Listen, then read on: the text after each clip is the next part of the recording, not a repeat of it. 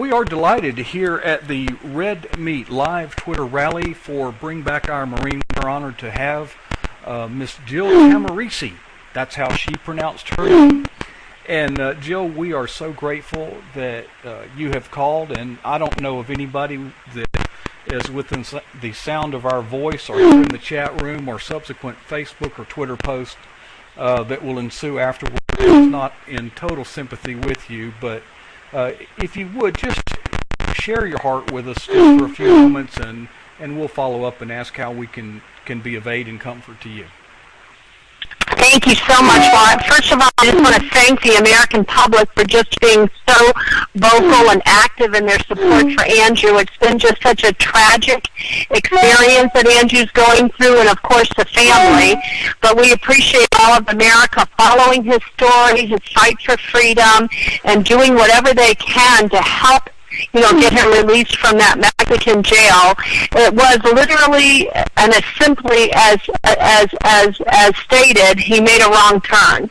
And being so close to the border, being a Floridian, he didn't really understand the vulnerabilities of being so close to a foreign country, and just one wrong turn. And we've anyone who drives has made a wrong turn, and that's literally what he did with all of his possessions in his truck, because he was relocating to San Diego.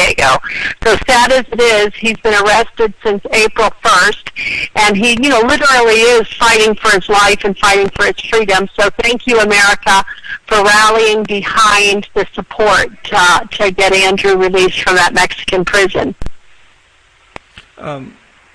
Jill, what's the hardest part of this? It just seems to go on and on. What's the hardest thing? Is it not hearing? Well, the hardest part is just the vulnerability of dealing with a foreign country, a foreign language, a foreign judicial system. They don't practice common law, so it is a criminal defense case like in America, but totally different because they don't practice our common law. They practice Neapolitan law. And so literally, Andrew is captive with the only person who's able to set him free is the judge that's assigned to the case.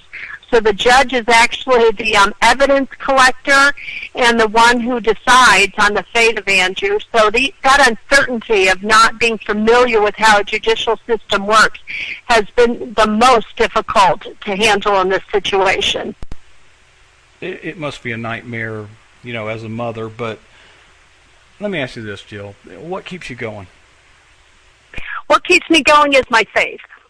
I mean, Andrew and I, for one, I raised Andrew always, being positive, always looking for that silver lining, always recognizing that God is in our lives and in every journey. So we have never doubted the will of God. We're not exactly sure, why God has positioned Andrew in this predicament.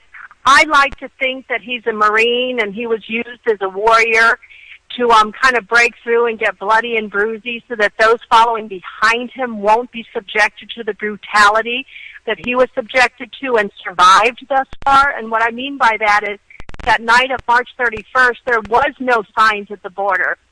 There was no indication of where to return to the USA. The one on-ramp that he thought would take him north to San Diego, but blind swept him south into Mexico, had graffiti written all over it. Well, there's new signs at the border now. So if that alone was the reason why God placed Andrew in that position, then we're going to trust in that. Sorry. And now wayward motorists coming behind him will not be trapped like he was.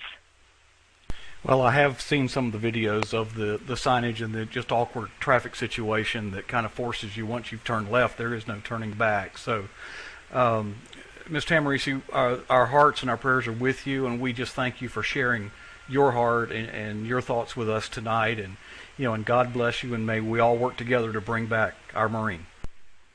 Thank you so much.